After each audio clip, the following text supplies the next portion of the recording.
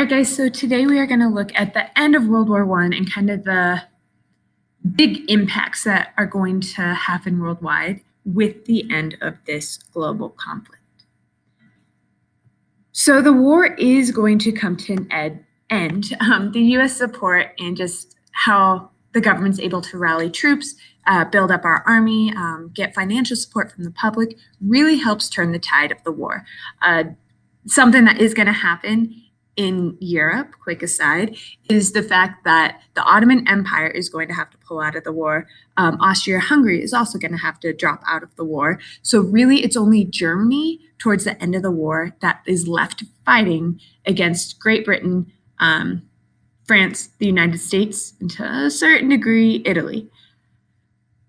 President Wilson really wants to have a positive wrap-up of this war, of this conflict. So as the war is coming towards a close, he is going to focus on creating what he calls a just peace. So he believed that this war was caused by flaws in international relations. If countries could have worked together diplomatically before the war, had kind of like less competition, this war wouldn't have happened. So he is going to write what we call Wilson's 14 points. The 14 points are going to call for an end to secret diplomacy. It's going to call for a reduction in weapons in each country or of armaments. It's also going to call for what he calls the freedom of the seas. So no more defending of certain territories, restricting ships from going one place to another. The seas are open for all. Wilson believes that by reducing trade barriers and having fair adjustments to like the colonies and imperialism and allowing countries to have self-determination, so kind of ending imperialism essentially, is going to reduce the competition and nationalism that happened in Europe that led to this global conflict. His 14 points are also going to propose an international organization to serve as a place of diplomacy. So countries can send representatives to figure out their issues verbally instead of going to war. So he's going to go take these 14 points to the Paris Peace Conference, where you're going to have what we call the Big Four leaders, or the Big Four kind of meeting. The Big Four are going to be the leaders of the United States, Great Britain, France, and Italy. These are the remaining victorious countries at the end of the war after Germany agrees to stop fighting. They're going to create the Treaty of Versailles. So the Treaty of Versailles is going to say what happens after the war in order for us to ultimately have peace in the world. Wilson is going to propose his 14 points, but one by one, his points are shot down. The European leaders did not want a just peace. They wanted to have punishment for the Triple Alliance. Well, at the end of the war, the Triple Alliance is only going to be Germany. So they want punishment for Germany and kind of have retribution for this war.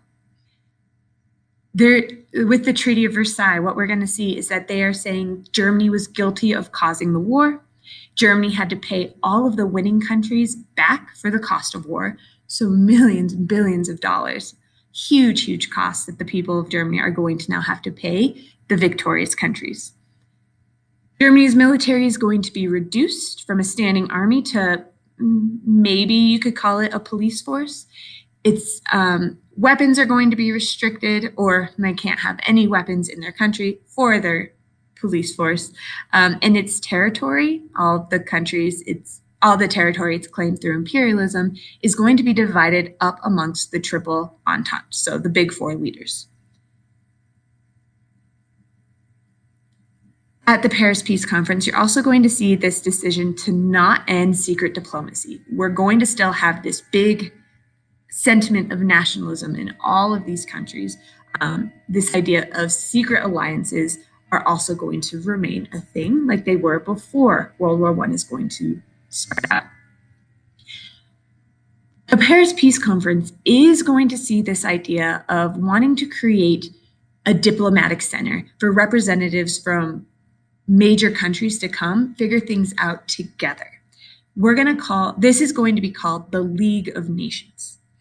So President Wilson gets one of his points across of having that diplomatic center for countries to come work things out instead of going to war. He's going to come back to get congressional support of this treaty, including the League of Nations. Congress is going to disagree. We're going to see a lot of pushback against the League of Nations. So the biggest pushback is going to come from Article 10 of the League of Nations.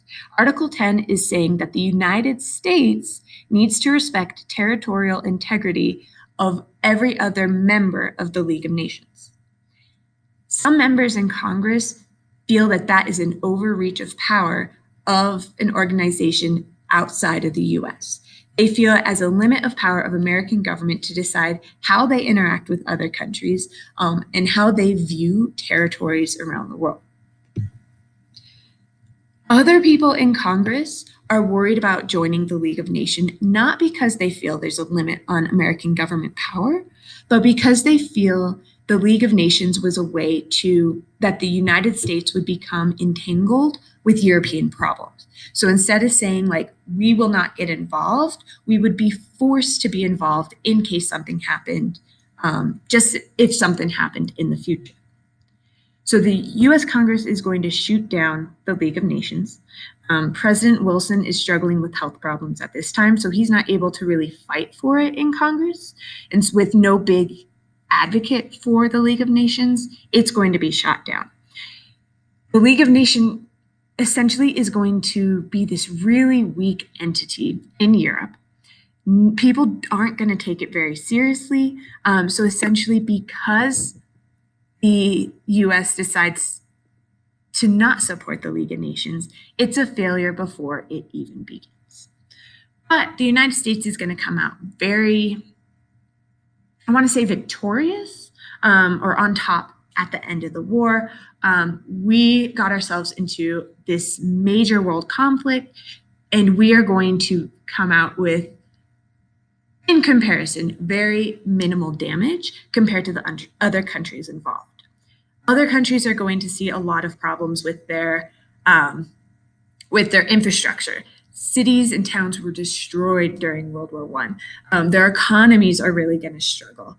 All of these problems are across the Atlantic, whereas in the United States, none of our home territory infrastructures is going to be affected.